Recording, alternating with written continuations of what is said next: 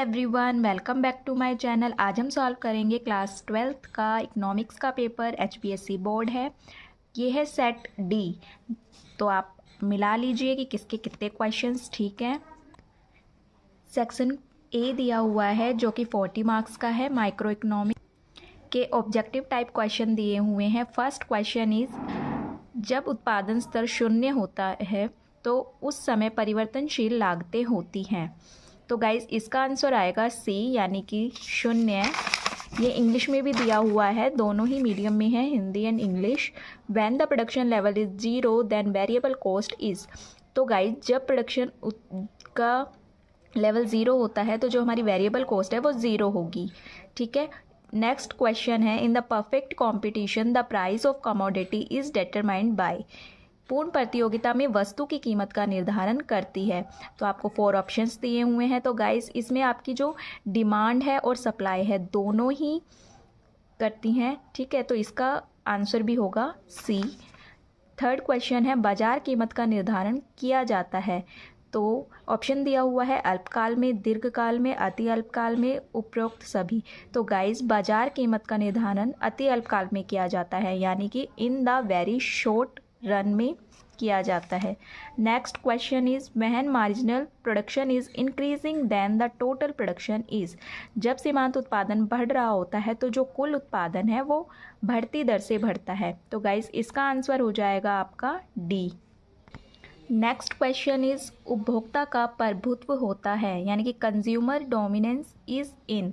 तो गाइज इसका आंसर आ जाएगा आपका सी, कंट्रोल्ड इकोनॉमी में भी और फ्री इकोनॉमी में भी।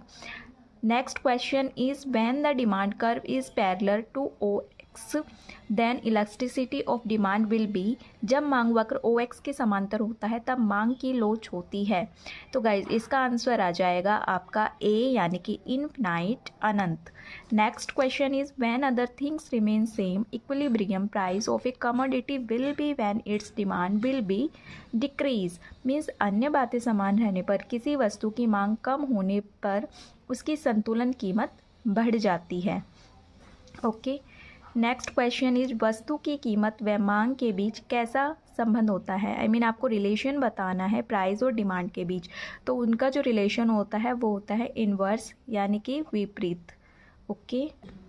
नेक्स्ट क्वेश्चन इज, सीमांत आगम आपको दिया हुआ है मार्जिनल रिवेन्यू का फॉर्मूला। तो आपको गाइस 2 ऑप्शंस दिए हुए हैं, यानी कि TRN minus TRN-1 slash TR divide Q। तो गाइस ये वाला तो जो ऑप्शन है वो आपका गलत है और ये वाला जो हो जाएगा वो आपका राइट ऑप्शन हो जाएगा। इसकी जगह अगर ये होता डेल्टा, यानी कि change total revenue and change quantity, तो ये आता तो होता। ठीक है, बाकी ये वाला राइट हो जाएगा आपका। इसके बाद नेक्स्ट क्वेश्चन है जो कि 3 मार्क्स के हैं, यानी कि very short answer type questions. तो इसमें आपको राइट करना था। इसके बाद है अपना एक जो क्वेश्चन है प्रैक्टिकल क्वेश्चंस, इसके अंदर सॉल्व करने के लिए गिवन है, तो हम इसे सॉल्व कर लेते हैं। आपको दिया हुआ है कंप्लीट द शेड्यूल। शेड्यूल दिया हुआ है, प्रोडक्शन दी हुई है यूनिट 1 to 6 तक। रिवेन्यू गिवन है, फर्स्ट का है 20, सेकेंड 30, थर्ड 39, 4 40, 5 40 एंड 6 36। आपको टेबल जो है वो इसको फिल करना है, जिसमें आपको निकालनी है एवरेज रिवेन्यू और मार्जिनल रिवेन्यू। तो गाइस एवरेज रिवेन्यू को निकालना होता है तो हमारा फॉर्मूला होता है total revenue divided by quantity. ठीक है, यानी कि आपके पास टोटल रिवेन्यू गिवन है और क्वांटिटी भी है, आपको डिवाइड कर देना है टोटल रिवेन्यू को क्वांटिटी से। मैंने डिवाइड किया है तो ये आया है, फर्स्ट इज़ 20। ठीक है, इसके बाद 2 को 30 से डिवाइड करेंगे तो ये 15 आ जाएगा। 3 को 39 से डिवाइड करेंगे तो 13 आएगा। 4 को 40 से डिवाइड करेंगे तो 10 आ जाएगा।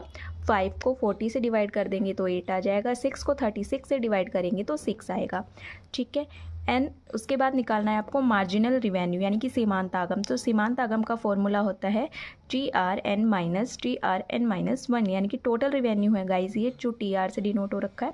इसके बाद ये अगर आप इस तरीके से निकालना चाहते हैं तो change in total revenue divide कर देंगे चेंज इन क्वांटिटी से।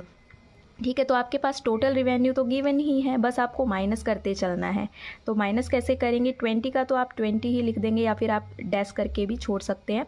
30 में से 20 को लेस करेंगे तो 10 आएगा, 39 में से 30 को लेस करेंगे तो 9 आएगा, 40 में से 39 को लेस करेंगे तो 1 आ जाएगा, 40 में से 40 को लेस करेंगे तो गाइस 0 हो जाएगी आपकी जो मार्जिनल रिवेन्यू है।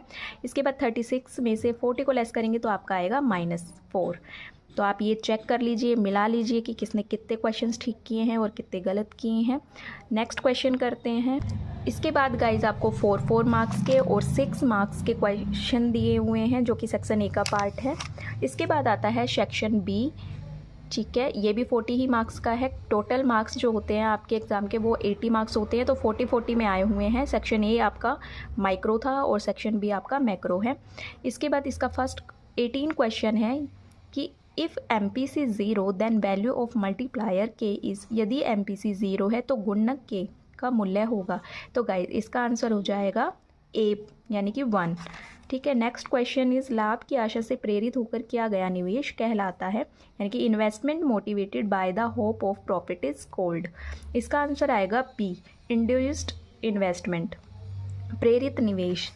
सेकंड लास्ट नेक्स्ट क्वेश्चन है सरकार की गैर कर योग्य आय का एक मुख्य स्रोत है, main sources of non taxable income of government is. इसका आंसर आ जाएगा आपका सी, यानी कि ए और बी दोनों, फीस एंड लाइसेंस तथा permit. Okay, next question is आपको प्राइमरी डेफिसिट निकालना है, इसका फॉर्मूला बताना है। तो गाइज इसका आंसर होगा ए, यानी कि राजकोषीय घाटा माइनस कर देंगे ब्याज का भुगतान, fiscal deficit minus payment of interest. Next is शेष विश्व क्षेत्र वह है जो आयात या निर्यात करता है, यानी कि rest of the world sector is the sector which import and export of things. Next question is किसी देश की मुद्रा की कुल मात्रा में शामिल होता है। तो गाइज आपको total money of a country includes बताना है कि क्या क्या देश की मुद्रा में शामिल होगा। तो आपके इसके अंदर coins, currency and demand deposits, तो इसका आंसर आ जाएगा आपका बी। नेक्स्ट क्वेश्चन इज पूर्ति अपनी मांग स्वयं निर्धारित करती है, ये कथन किसका है, मतलब कि supply creates is own demand, ये हु शे दिस किसने बोला है ये। तो इसका आंसर आएगा JB से। Okay, next question is right the name of India central bank, Bharat के केंद्रीय बैंक का नाम क्या है। तो ये तो गाइज आपको पता ही होगा, बहुत ही इजी क्वेश्चन है, reserve bank of India. Next question is goods and service tax is a tax. तो इसमें आपको बताना है कि जो GST है यानी कि गुड्स एंड सर्विस टैक्स है वो कौन सा टैक्स है। तो ये तो सिंपल सा क्वेश्चन है, आपको पता ही है कि जो GST है, गुड्स एंड सर्विस टैक्स है, वो कौन सा टैक्स है, हमारा इनडायरेक्ट टैक्स है, क्योंकि डायरेक्ट टैक्स में तो इनकम टैक्स वगैरह आ जाता है। ठीक है, नेक्स्ट क्वेश्चन आपका सेक्शन बी का ही है, मैक्रो इकोनॉमिक्स से ही है, very short answer type questions. तो गाइज ये 3 मार्क्स के हैं, तो ये आपने राइट कर लिए होंगे। ठीक है, इसके बाद आपको एक न्यूमेरिकल क्वेश्चन गिवन है जिसमें आपको कैलकुलेट करना था, calculate revenue deficit, fiscal deficit and primary deficit with the help of following data. तो आपको डाटाज गिवन है, अमाउंट गिवन है, तो आपको निकालना है उसमें रेवेन्यू डेफिसिट यानी कि राजस्व घाटा, फिस्कल डेफिसिट राजकोषीय घाटा, प्राइमरी डेफिसिट प्राथमिक घाटा। ठीक है, तो रिवेन्यू डेफिसिट का फॉर्मूला होता है रिवेन्यू एक्सपेंडिचर माइनस में रिवेन्यू रिसिप्ट्स। ये आपको गिवन है क्वेश्चन के अंदर, रिवेन्यू एक्सपेंडिचर है, रिवेन्यू रिसिप्ट्स है। जब आप रिवेन्यू रिसिप्ट से रिवेन्यू एक्सपेंडिचर से रिवेन्यू रिसिप्ट्स को माइनस कर देते हैं तो वो आ जाएगा आपका रिवेन्यू डेफिसिट। तो ये मैंने सॉल्व किया हुआ है, अगर आप ये क्वेश्चन अटैम्प्ट करके आए हो क्वेश्चन में तो प्लीज़ चेक किसकी कैलकुलेशन राइट है। ठीक है, नेक्स्ट है हमारी फिस्कल डेफिसिट। तो फिस्कल डेफिसिट का फॉर्मूला होता है टोटल एक्सपेंडिचर माइनस करेंगे revenue receipts plus capital receipts generated from debts. ठीक है, ये सारी चीज़ें आपको क्वेश्चन के अंदर गिवन है। तो जो टोटल एक्सपेंडिचर है वो भी आपका क्वेश्चन में गिवन है, ये आप लिख देंगे। इसके बाद आप ऐड करेंगे रिवेन्यू रिसिप्ट्स को जो कि क्वेश्चन में गिवन है, रिवेन्यू रिसिप्ट्स, इसमें प्लस कर देंगे capital receipt generated from debts, वो आपके क्वेश्चन में गिवन है ये। ठीक है, आप इन दोनों अमाउंट्स को ऐड करेंगे और आप टोटल एक्सपेंडिचर से लेस कर देंगे, तो जो आपकी फिस्कल डेफिसिट का आंसर आएगा वो आ जाएगा ये। ठीक है, इसके बाद आएगा प्राइमरी डेफिसिट। तो प्राइमरी डेफिसिट का फॉर्मूला होता है फिस्कल डेफिसिट माइनस कर देंगे उसमें से नेट इंटरेस्ट लायबिलिटीज़। ठीक है, तो फिस्कल डेफिसिट आपने कैलकुलेट किया ही है यहाँ पे, ठीक है, ये अमाउंट ले लेना है और लेस कर देना है आपको नेट इंटरेस्ट लायबिलिटी जो कि आपके क्वेश्चन में गिवन है। तो ये लिख देंगे, उसका आंसर आपको मिलेगा दिस।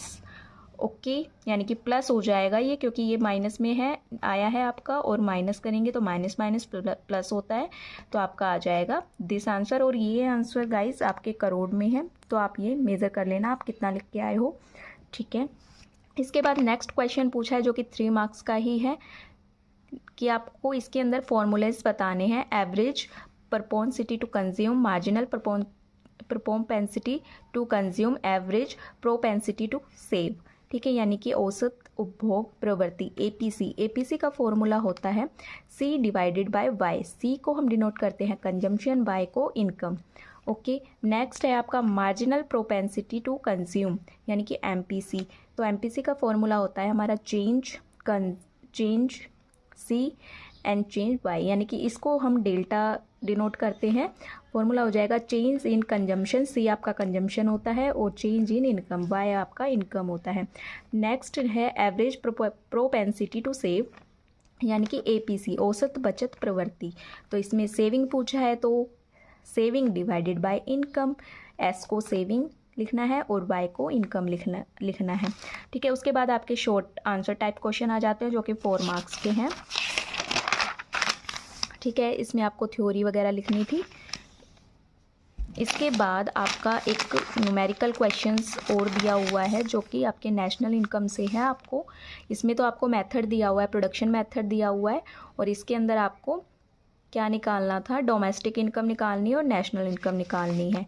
ठीक है, तो गाइज वेरी सिंपल क्वेश्चन है, अगर किसी ने अटैम्प्ट किया है तो प्लीज़ चेक इट कि कौन ठीक करके आया है। ये देखिए, इसके अंदर आपको क्या दिया हुआ है, डोमेस्टिक इनकम निकालनी है, नेशनल इनकम निकालनी है। ठीक है, इंग्लिश में पढ़ लेते हैं इसको। First is wages, rent, interest, dividend, mixed income, undistributed profit, contribution to social security by employers, corporate profit tax, net factor income from abroad. तो आपको डोमेस्टिक इनकम निकालनी है। तो गाइस आपके डोमेस्टिक इनकम के अंदर आपको वेजेस से लेकर के और कॉर्पोरेट प्रॉफिट टैक्स तक ऐड कर देना है। ये भी आपकी फिगर जो है वो करोड़ में है। ठीक है, डोमेस्टिक इनकम के अंदर wages plus rent plus interest plus dividend plus mixed income plus undistributed profit plus contribution to socially security by employer plus corporate profit tax. तो यानी कि 1540, 340, 20, 40, 40, इन सबको आपको ऐड करना है। ये देखना फिगर करोड़ में है। ठीक है, आप इन सबको ऐड कर लेते हैं तो ये आ जाएगा आपका 1980 करोड़। ठीक है, तो ये आपकी डोमेस्टिक इनकम निकल गई है। अब आपको निकालनी है नेशनल इनकम। तो नेशनल इनकम में कुछ नहीं करना, जो आपकी डोमेस्टिक इनकम निकली है उसमें प्लस कर देंगे net factor income from abroad. ठीक है, यानी कि net factor income from abroad आपको 100 करोड़ दिया हुआ है, तो 1980 के अंदर आपको प्लस कर देना है 100 करोड़, तो आपका आंसर आ जाएगा 2080 करोड़। ठीक है, ये आपका क्वेश्चन का आंसर होगा। तो गाइस ये थे आपका क्लास 12th का HBSC बोर्ड का इकोनॉमिक्स का पेपर जो कि 4 मार्च को हुआ है। ठीक है, अब आप इसे चेक कर लें। आई होप आपको अच्छा लगे, आपको पता चले कि आप कितने क्वेश्चंस ठीक करके आए हो। आई होप आपके लिए ये वीडियो हेल्पफुल होगी। अगर आपको वीडियो अच्छा लगे तो प्लीज़ वीडियो को लाइक करें, शेयर करें एंड चैनल को सब्सक्राइब करना ना भूलें, ताकि आप आने वाली वीडियोज़ को ईज़िली देख पाएँ। Okay guys, thank you.